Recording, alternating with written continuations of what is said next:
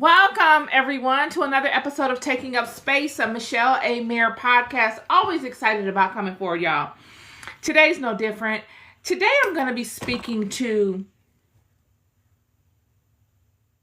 when the enemy supersedes upon your life. Yeah, I know that's an interesting conversation. I'm going to write that down. When the enemy supersedes upon your life. What do I mean by that? What we'll find in life is that we'll be embarked upon our own journey, doing our own thing. If you're like me, friend, you're busy doing you. You don't really care about what anybody else has going on. I'm not in silent competition. You won't be in silent competition with someone else. You will look over and see what other people are doing and observe them and either be motivated by them, or you will say, I'm so glad I saw that. I don't ever want to do that. But either way, you'll be able to gauge your environment and in ways that will help you better your own walk. Not by competing, but just by doing your own thing and seeing yourself worthy and valuable, and looking around to see what other people are doing as it relates to, cross-referenced against what you're doing. But sometimes in life, the enemy you got people in life that will purposely come upon your path to intervene with your own thing. You won't even have to know those people, friend. And at times it'll be people that you know, people that you would never think that would come upon your path and look to supersede themselves into your own thing. And, why do people do this? Why would someone come and intentionally involve themselves in someone else's stuff? Why? They must see some form of value in it. There's got to be some nugget, some valuable component that they see within that thing that they will justify such an activity and superseding themselves into your stuff, into your thing, just so that they can partake of the value that they see within your thing. How does this relate biblically? Let's speak to this. In the Apocrypha, 2nd Enoch, it speaks to these fallen angels. It speaks to Satan and him falling into the earth and all that occurred before he was cast down here. The Apocrypha in chapter 29 of the second book of Enoch reads, it reads to how these angels were were created, and what exactly happened after they were created. Chapter 29, second book of Enoch, verse 3. And one from out of the order of messengers, having turned away with the order that was under him, conceived an impossible thought, to place his throne higher than the clouds above the earth, that he might become equal in rank to my power. And I threw him out from the height with his messengers, and he was continuously flying in the air above the bottomless pit. This is the thing. In this particular instance, in this excerpt of the story of how Satan came into the earth, we see this entity seeing himself worthy. We see competition. We see somebody superimposing himself in somebody else's stuff. And in this particular instance, it is someone that God himself created that's looking to challenge God and outdo his own creator by premeditatively reaching over his own father for something greater than him. And I use this as an example because what will happen is, because he chose to compete with his own creator, his creator did not destroy him. He cast him down. He fell in rank. He was demoted. He went through the transitions that he would cause both Adam and Eve to create. He himself would be the first to go through these transitions by being demoted, going down in rank, and having to build himself back up incrementally again to the heights of which he once stood. God is saying, okay, you think you're so great? You think that you yourself have built you yourself up to such a height? I want to see you do it again. But I want to see you do it again under duress. I want to see you do it again under the most inopportune circumstances. I'm going to cast you out of this environment that you are familiar with. And I'm going to cast you into a new environment, a foreign environment, into someone else's environment. And then I want to see you do it all over again. And that's what God would do. And Satan would be cast here, and he would not lose his intelligence. He would not be stripped of the tools that he would need to do such things. And in him being cast into this realm, he's cast into this realm, he and all of those beneath him, he and both all of the angels that are beneath him in rank, cast into this realm in a ship. And now they are flying. Scripture says, verse 4, and I threw him out from the height with his messengers, all of them, on a ship. And he was continuously flying in the air above the bottomless pit. So when we look at what Scripture is conveying, we're seeing someone coming and superseding himself upon somebody else's stuff. He's imposed himself in someone else's kingdom above somebody else's stuff that they already had going on. These people, this earth, the inhabitants of the earth did not invite this individual to the party, their party.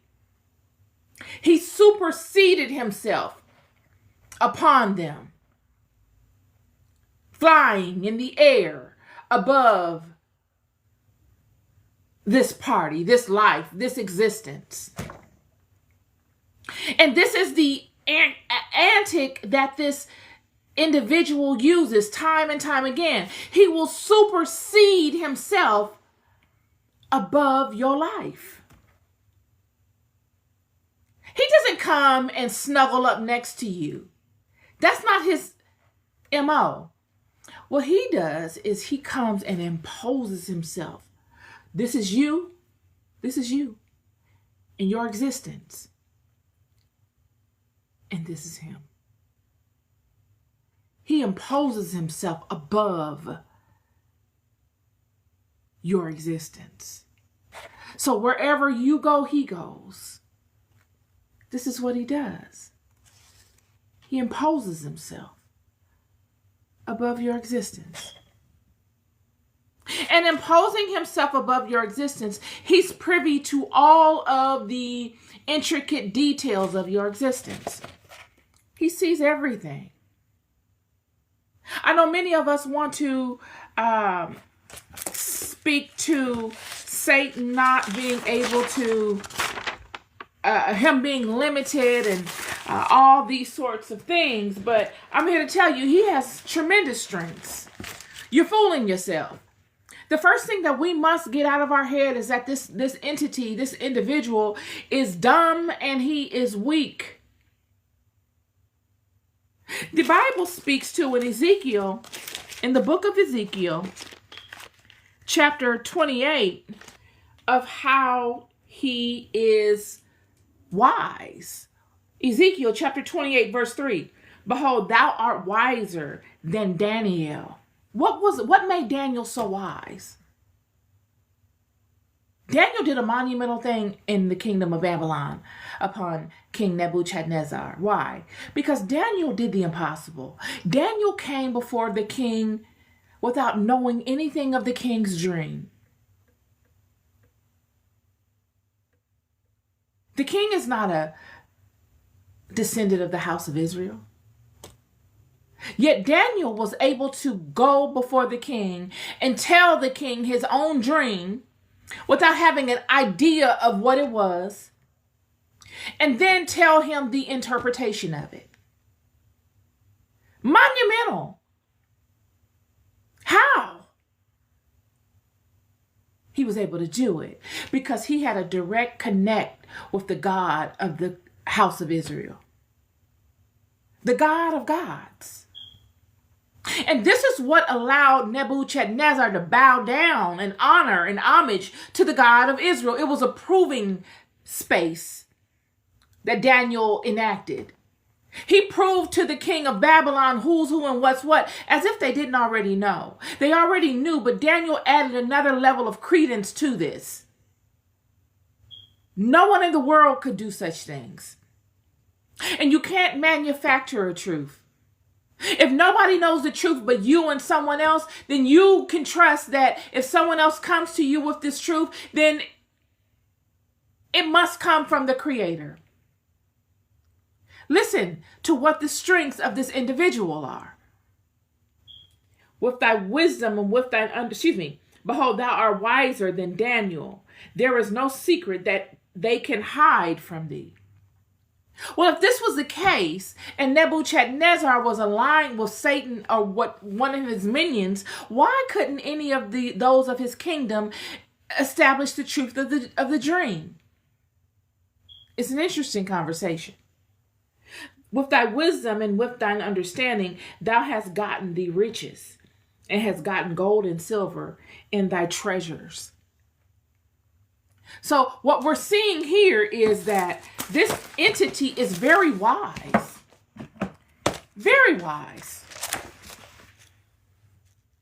Dream interpretation, he definitely can impose himself. He's wiser than Daniel. If Daniel is able to interpret King Nebuchadnezzar's dream, then this entity has the same level of strength. The only difference is, and this is what made Daniel's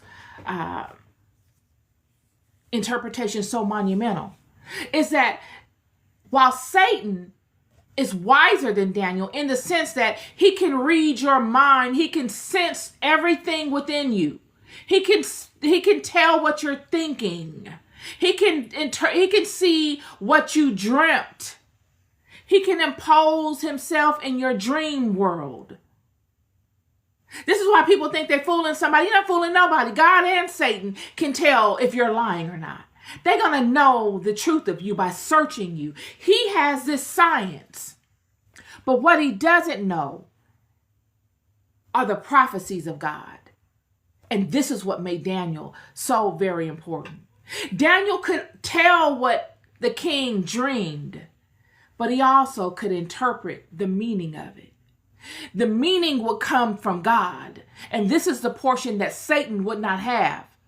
Satan wouldn't be able to make sense of the dream because only those that channel the Spirit of God can do so. He can tell you what you dream, surely.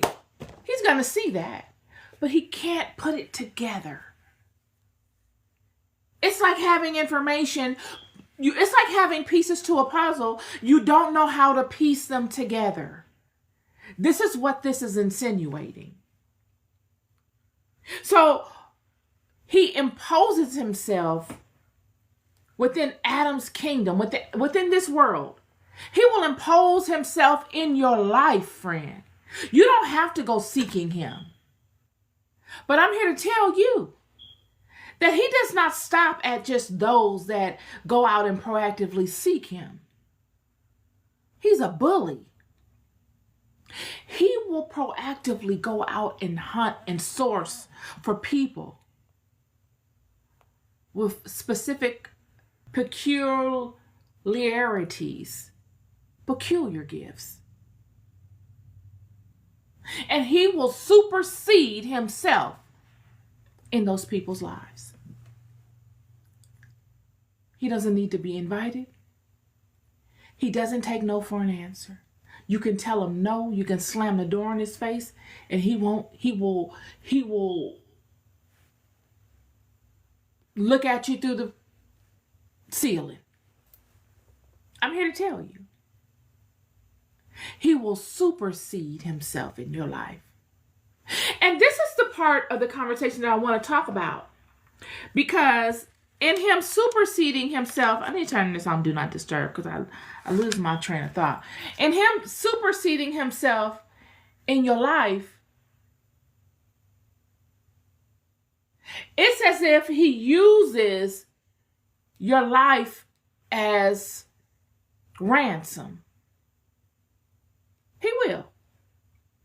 He will supersede himself over every aspect of your life and use your own life as ransom. As to say, how much do you love your life? Do you love your life enough to deal with me? Would you be willing to deal with what comes from not dealing with me, which is always ambiguous? Nobody even knows what that is. Or do you just allow me to have complete dominion over your life without your agreement? What are the parameters? And I threw him out from the height with his messengers, and he was continuously flying in the air above the bottomless pit. And then we see further in scripture how Satan has come up with this brilliant idea to supersede himself into Adam and Eve's life. He does this supersedure thing all the time. He's a superseder. He just comes and supersedes.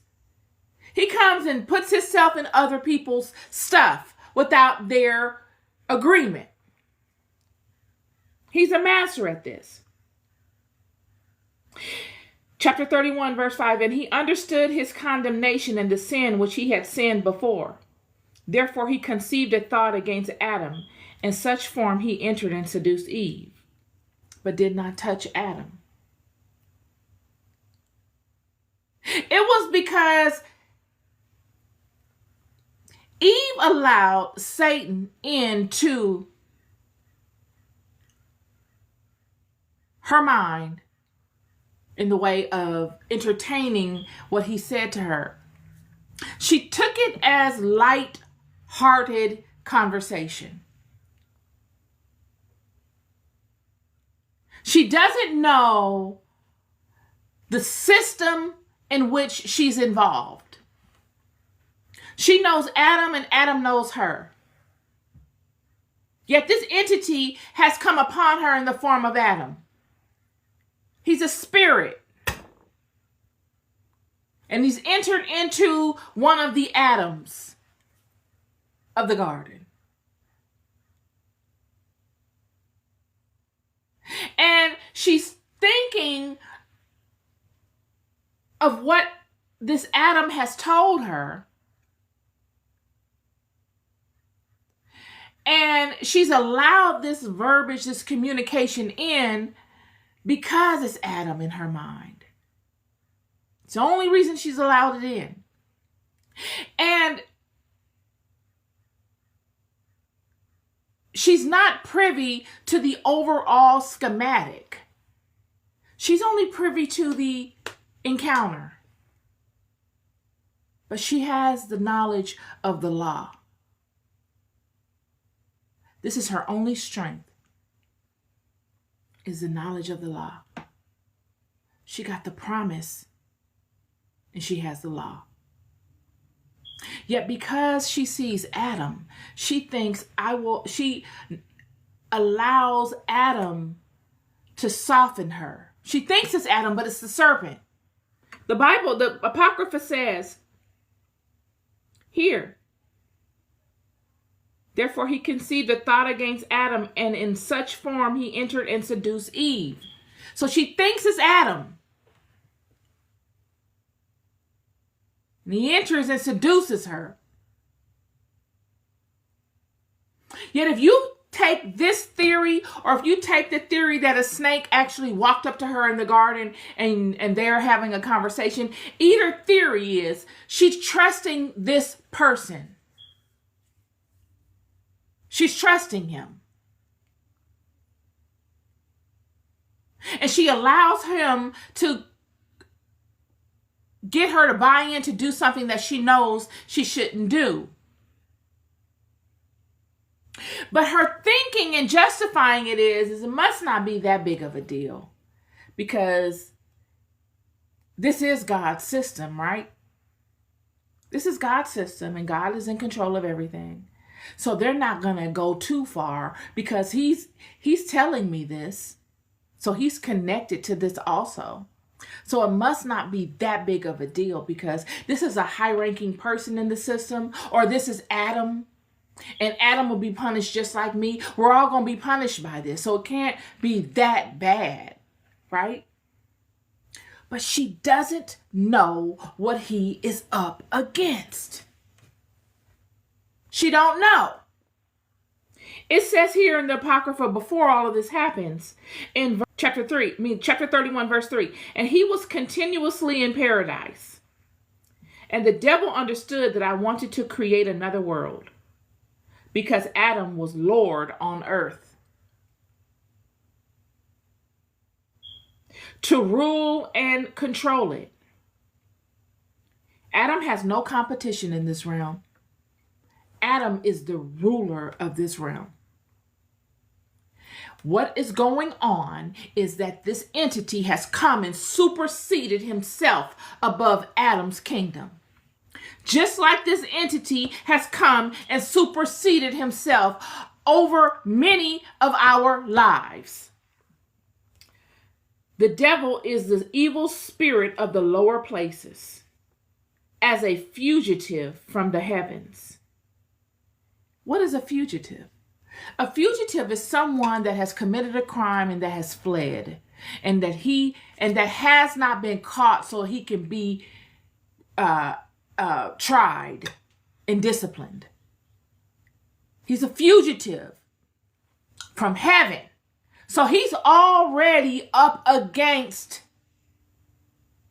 charges in heaven. He's been cast down here. This must be the end result. There must not be anywhere else he can go. Because if he could, he would. He's a fugitive. He's already facing a very stiff penalty for something he's done already. He's been found guilty. He's guilty. They're just looking for him to catch him. As a fugitive from the heavens, He's a fugitive from heavens, plural. He's a fugitive from many heavenly places. That means this thing that he's done, this supersede thing, he's done many places, friend. He hops heavens. There's more than one heaven. If there is a S behind heavens, that means there's more than one. Plural, meaning more than one. That means that this devil, this entity, is a fugitive that has done many crimes in many heavenly places. He became Satan, as his name was Satanael. Thus he became different from the messengers, but his nature did not change his intelligence. As far as his understanding of righteous and sinful things, he knows right and wrong. He's not strictly evil. He knows good and bad. He knows exactly what's going on, friend, better than anybody. He knows the full story. He knows the spectrum of his existence. and what he's facing, Eve could not imagine the situation she was in. She couldn't imagine it. She didn't know the totality of the extent this entity would go to. She's thinking this is just some trick stuff that her and Adam up in the garden doing, and Adam want to get naughty. Adam wants to get naughty.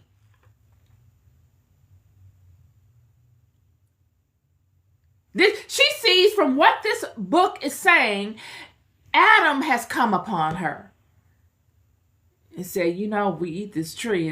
It's not going to do what God said it's going to do. We're going to be enlightened. We're going to know things. She thinks this is Adam from what the Apocrypha is saying and from what the scripture of which I'm reading is conveying. All of this is connected. They're just one chapter away from each other. All of these things are one after the other in consecutive order. Chapter 29, chapter 30, and chapter 31 of the second book of Enoch. The only man that has gone into the heavenly abode and come back and proclaimed a thing, a monumental thing. He wasn't the only one that went into the heavenly abode, but he's the one that came back with tremendous levels of information. He's saying this entity was cast down and that he was a fugitive of the heavenly places. Not just one, many. More than one. Let's just say more than one. Heavens. He's a fugitive of the heavens. They gave his name. They're looking for him. And he understands righteousness and unrighteousness. And he knew exactly what he was doing when he came here. He knew the promise that God had for Adam. But he saw Adam as less than him because he was more wise than Adam. He knew more than Adam. Yet Adam has this entire dominion as his, and it's beautiful, and it's abundant, and it's prosperous, and they're all good here. Before this entity came, it was goodness. It was all goodness. I saw something yesterday where an individual was saying, you got to pick a side. You're going to pick good or evil. You don't have to pick a side. Before this entity came, there was no evil in this place. It was all goodness. It wasn't a side to pick. And even today, we do not have to pick a side. We can default back to what already comes natural to us, which is goodness. The side has already been picked for us. It's that we have been overtaken. An alien force came and superseded itself above what was beautiful. And it interlocked itself into every area of this existence. Not by will. It superseded itself. No one welcomed it. And in it superseding itself upon us, no one really knew how to fight it. And you wonder, why would God leave his children as lambs, helpless to this intelligence?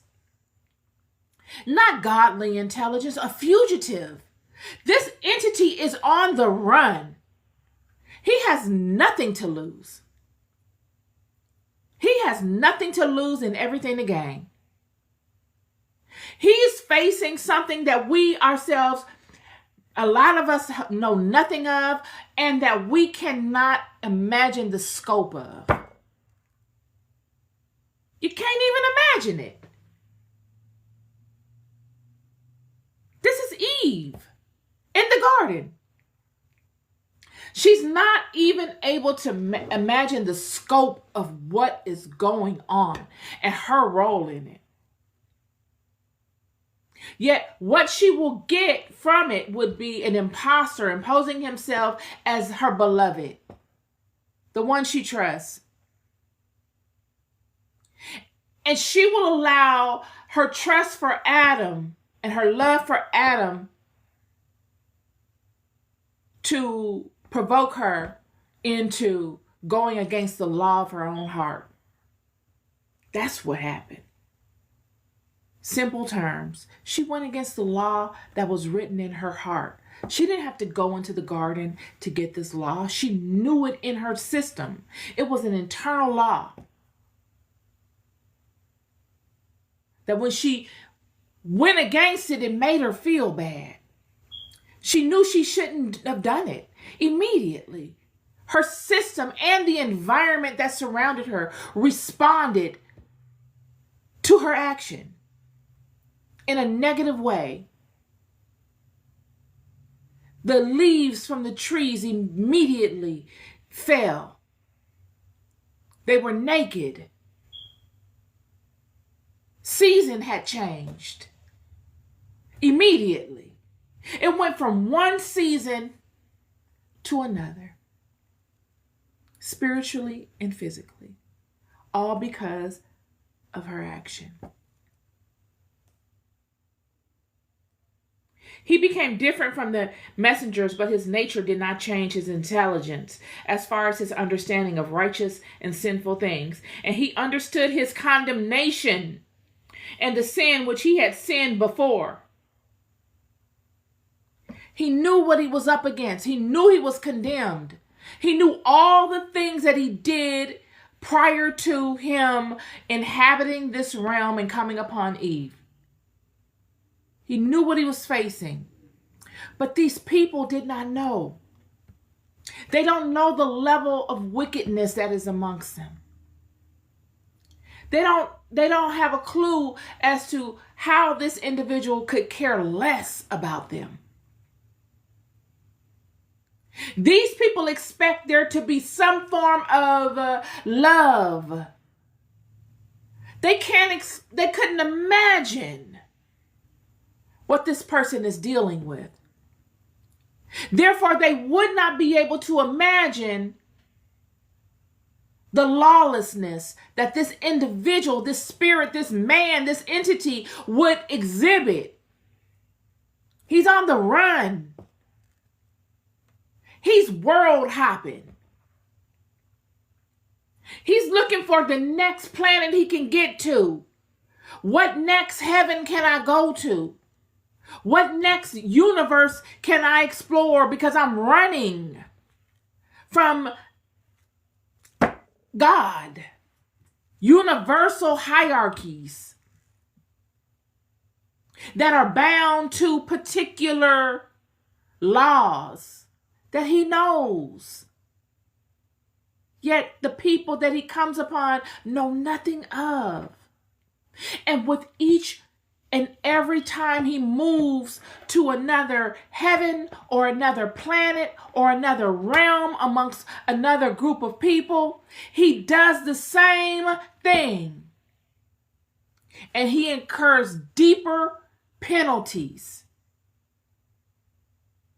He's hopeless. On one hand, he's hopeless. How could he ever see himself coming up under such things? He's hurt.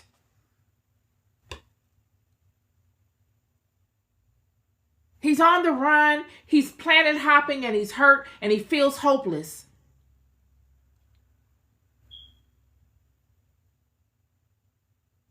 And to right a wrong seems futile. How do you right it? With all of his wisdom, he knows it's a monumental thing that he's under. Monumental. And these are the things that establish the why. Why does he do it? Why doesn't he just repent?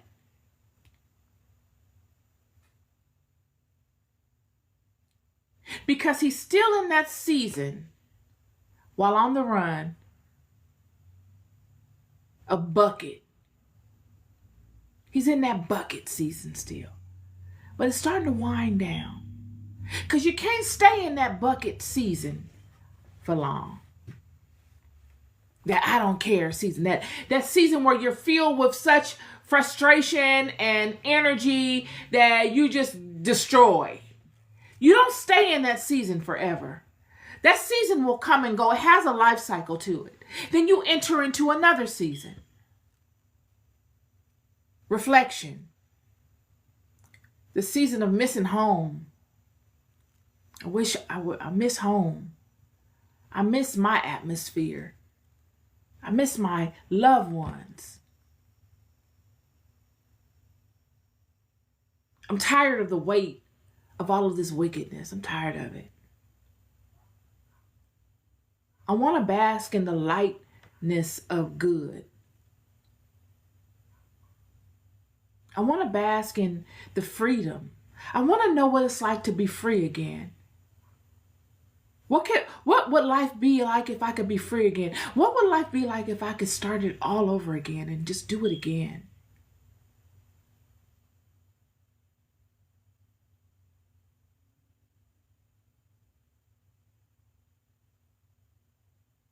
This is him. There's no other way. The Bible, the Apocrypha is speaking to this person knows things that many do not know in this realm. He's probably the wisest in this realm. And he knows good and bad. He knows love. He's not exempted from the feeling of love and the power of love. In order for you to get to evil, you got to love something, friend. You cannot get to evil without love. Marinate on that for a while. In order for you to get to evil, you're hurt because of something you love. He's hurt and he's afraid and he's mad. But that all of those feelings are for a season in that concoction. There are those that can come amongst you and annihilate all of those feelings. There will be someone that God will send amongst you with such a purity and a truth that will disarm you from that weaponry. You will lay it down. You feel like telling it to that person. Telling that person all the things that you really feel. This is love. You don't think that this person that's a fugitive, that is on the run because of the love of his life. He loves his life. If he didn't love his life, he wouldn't be on the run. You don't think that all the things that he's had to do to facilitate his existence while on the run, in programming those that he supersedes himself upon, and in programming those people, the program he's seen time and time again, the program take on a life of its own in those people. And they become even more wicked than the program. You don't think that he has observed more than anybody how wickedness can fester in the most righteous beings? You don't think that it makes him feel some kind of way? I don't care who he is. I don't care how hardened he is. If he has one iota of love on the pure side in him, there's been somebody that he has encountered that has made him look at all that he has caused and feel, I wish I didn't have to do it like this. I know it. You don't have to agree with me.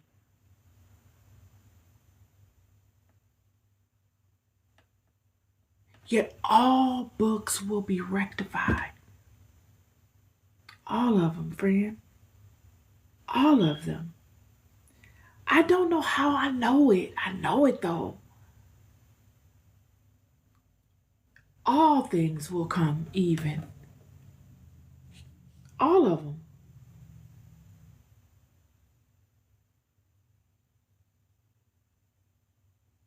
And he understood his condemnation and the sin which he had sinned before.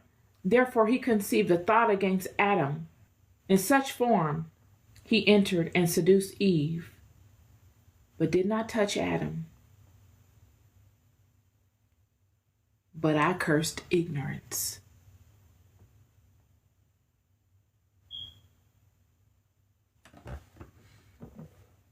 It was the ignorance. Eve and Adam were cursed from that point on because of ignorance. They were cursed because they were the kings and the queens of this realm.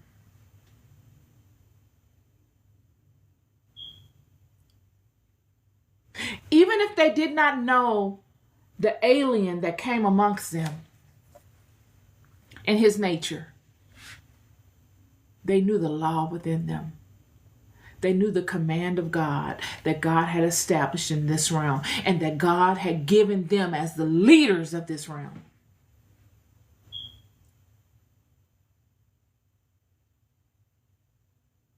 And that is their error.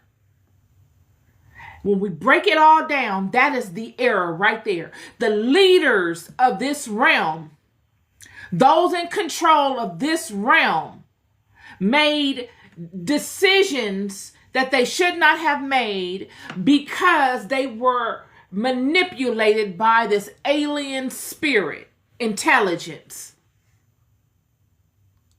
And the decisions they made went against the laws that God had established for them to uphold while in this realm.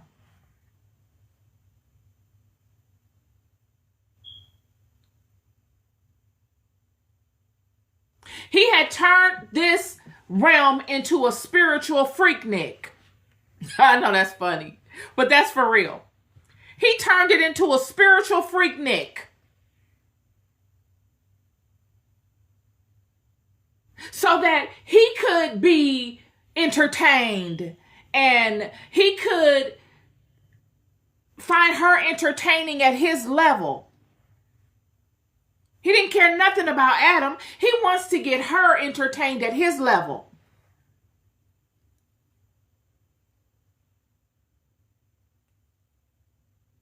And then all the daughters of her now focus all their attention on the aliens, those that came, and really don't focus attention on Adam because Adam does not meet them at their level. Imbalance. Before they showed up, Adam and Eve were whole and they were naked and all was good. Adam had the law of God. God came and told Adam exactly how it should be. Walk with Adam, talk with Adam, showed Adam in real time why these things are the way that they are, why they're good and why they're bad.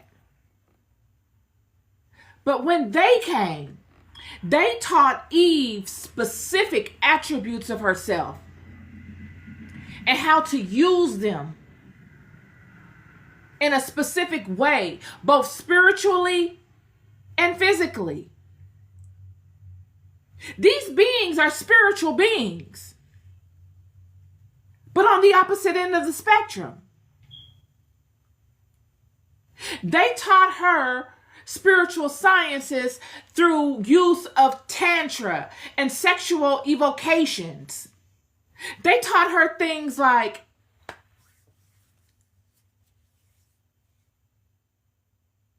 tuning the body, in a sense, to get yourself in a particular mindset. And then coming upon an Adam at a particular time, on a particular hour, on a particular day, during a particular astrological anomaly. And then using the tantric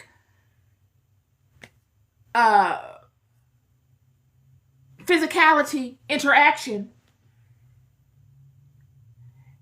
and capturing light, universal light, light from the heavens, because of certain planetary alignments. They would capture this light using sound and rhythm through tantric movements sexually. This is what's going on here. And they would bring that light down into the body. And conceiving. This is what they were doing. You talk about in vitro fertilization today. This was the original. This is the natural way, without having to go lay down at a doctor and get it put it. No, they were doing it harmoniously. They were using harmonics and water and vibration and movement and mindsets and planetary alignment. This was a science.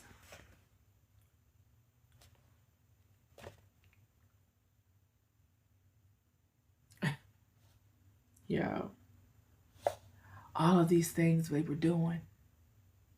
They were doing all these things, y'all. It was big, big, big time over up in here. Literally. They had the science of it. Yeah. Making gods in the earth.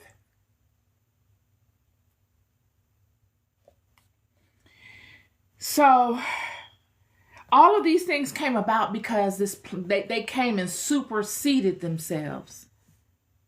Just hovered above the earth. Just laid themselves above what was already existing. They laid themselves over Adam and Eve's world. And this is what they do. The enemy will hover and supersede himself in your life. He will. He will hover and supersede himself right in your life. And when he does, what do? We can look at what happened with Adam and Eve. We can see firsthand where the error occurred. He gets her alone and he asks her all these different questions so that she could never say she didn't know. You see, this world that he has come and superseded himself into, he didn't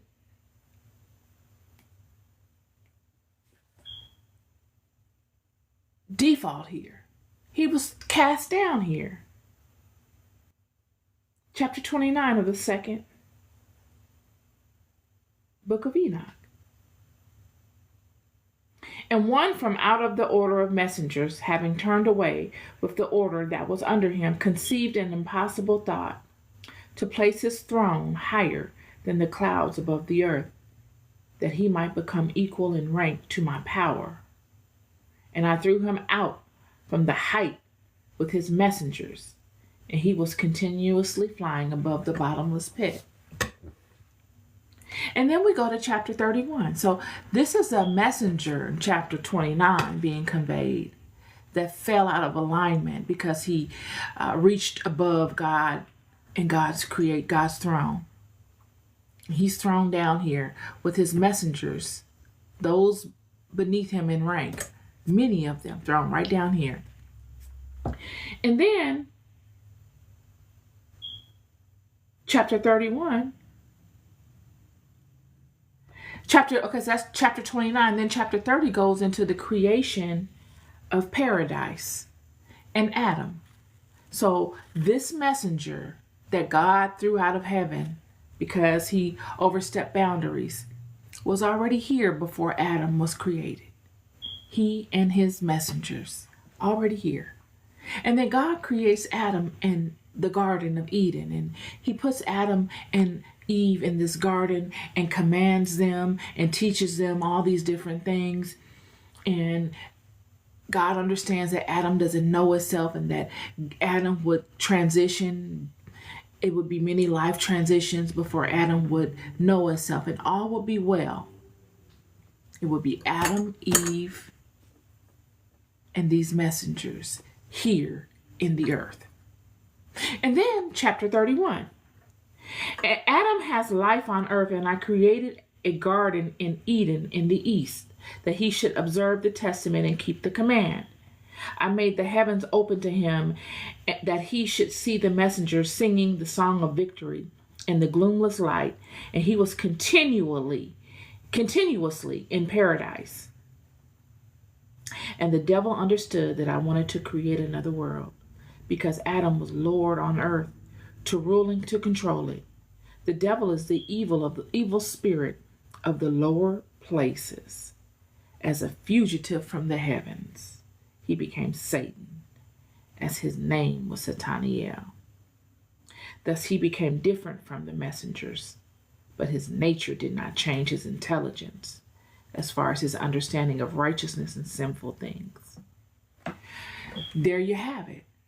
Sataniel, one of the messengers who fell out of rank and out of alignment and took upon another form, but his intelligence did not change. So we got a number of things going on here. We got messengers that have fallen, that have legions beneath them. And then we have also one of which looks different. He's a fugitive from the heavens that God allowed to come here.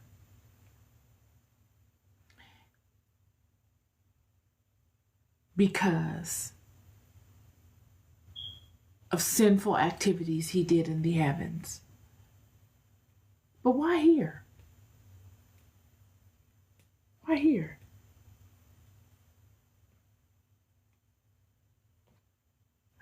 Because it seems as if this earth is another half of a whole, and that whole is the heaven above. He was cast down from this particular heaven, which means that there are other heavens, but he was cast down from his last heaven that he had a problem in. He was cast down from.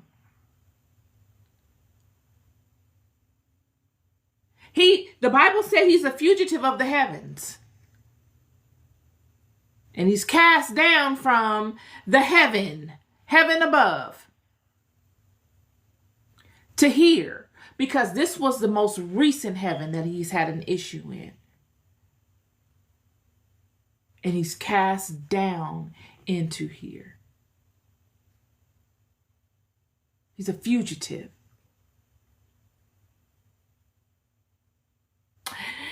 Very interesting conversation. Very, very interesting. And I wanted to bring it up because I wanted to speak to how things just superimpose themselves in your life. Friend, there are many of you doing tremendously well. Tremendously well. And I want to encourage you to keep going. I was looking at something on social media where someone had said, made a statement about gauging effort. I would rather support someone that is putting a lot of effort in, even if, the quality of their work is not as good as someone that doesn't put as much effort in. And I thought that was a very interesting statement, because how do you gauge effort? How? Everybody is dealing with different stuff. It's not as if we are all on this conveyor belt, manufacturing line where we're all dealing with the same stuff. So we all should be doing the same thing. We should all have the same level of output. It's not like that in life. All of us are dealing with different stimulus.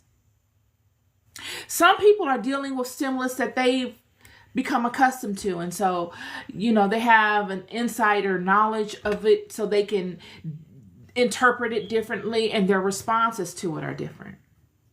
Then there are some of us that don't have insider knowledge to the stimulus that we experience. And, some of us are being superseded by the opponent, and they've just put tentacles in every aspect of our lives. And we're still pouring out monumental offerings under impossible circumstances.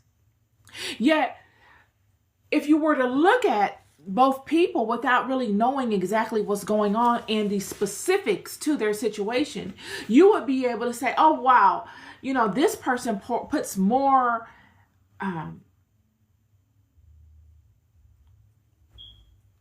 a more offering out. Their quantity is more than this other person. They got more of an output.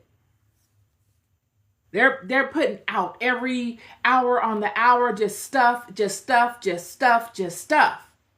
Yet this other person is not putting out as much output, but the quality is different. The connection you get from it is more personal. It's more lasting, and it's a deeper connectivity, even though the quantity may not be the same. Right? The quality is more than likely superior. And if you were to break up that output into increments, you probably get the same amount of quantity with a higher level of quality. And this person is, a lot of times, many of these people are doing them under impossible situations because they've been superseded. Their lives have been superseded and superimposed upon by the enemy. It's interesting. It's interesting. But if you were to just listen to what other people say, you would take on that stance and that mindset, and it more than likely would not be correct. It's interesting. Impossible circumstances. I brought up how the enemy will supersede in your life to say that because a lot of times, when you have a monumental calling, when I look at all of the great ones in history and those that have done monumental things for the children, it's as if the enemy imposes himself in every aspect of these people's lives. Every aspect. When you look at, just fundamentally from what we have a perspective on, it's like the enemy will infiltrate every aspect of what is good, every fountain that you will be able to partake of to sustain you and to strengthen you. The enemy will attack it. So kudos to all of you that even though the enemy is attacking every profitable and righteous fountain of your life, you're still coming forth with quality and an offering that is useful, highly useful, and highly necessary. Kudos to you. Only you know what it takes to do such things. This is my podcast episode for you today. I hope y'all are doing well today. Your loved one, you'll never know. I'll never stop telling you. Be good to yourselves and be good to one another.